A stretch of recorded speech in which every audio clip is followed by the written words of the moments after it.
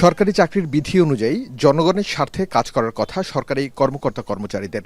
গত 15 বছরে তো বটেই, সব সরকারের আমলেই সরকারি চাকরিজীবীদের অনেকেই জনগণের সেবকের বদলে আচরণ করেছেন অনেকটা প্রভুর মতো। সেখানে জনগণের স্বার্থ ছিল উপেক্ষিত। সরকারি কর্মকর্তাদের বিরুদ্ধে অভিযোগ, টাকা না দিলে কাজে থাকে না গতি, আর বদলি পদোন্নতি, মোটা অঙ্কের টাকা লেনদেনের অভিযোগ ওপেন সিক্রেট।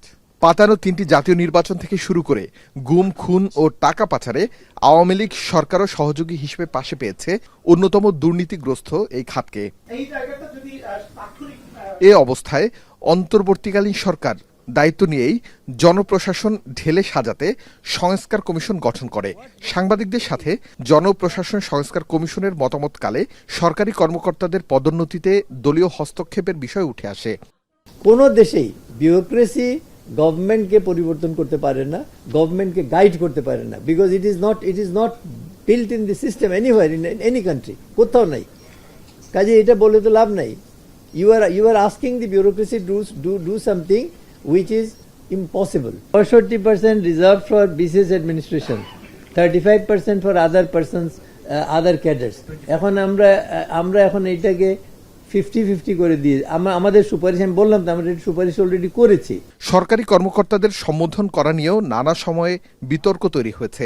সংস্কার কমিশন স্পষ্ট জানিয়ে দিল 5 আগস্টের পরে স্যার বলার বাধ্যবাধকতা নেই। What is the meaning of servant?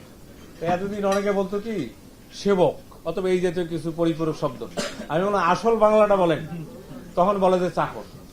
তখন আমি ওনাদেরকে বলছি প্রতিদিন একবার মনে করবেন যে আয়না একটা লাগাবেন, আমি চাকর, আমি চাকর, তাহলে কাজ হবে। একজন আর একজনকে ফার্স্ট নেম ডাকবে, কিন্তু মিস্টার প্রেসিডেন্ট বলবে, ঠিক আছে না?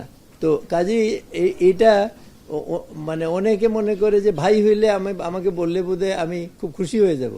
আমার খুশি হওয়ার কোনো কারণ নেই। আমি বলি যে আমাকে যদি দাদা বা নানা ডাকে তাইলে ঠিক আছে।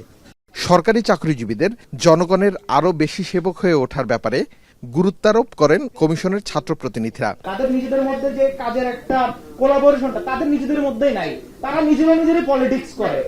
এই পলিটিক্সটা আসলে সংস্কার কমিশনের মাধ্যমে কিভাবে আসলে অ্যাবলিশ করা যায়, এটাই হচ্ছে এই সংস্কার কমিশন অন্যতম মত হওয়া উচিত। এছাড়া জনপ্রশাসন বিষয়ক যৌক্তিক তথ্য সাংবাদিকদের দেওয়ার ব্যাপারেও সুপারিশ থাকবে বলে আশ্বাস দেয় সংস্কার কমিটি। সকলের মতামত নিয়ে যাতে আমরা একটা।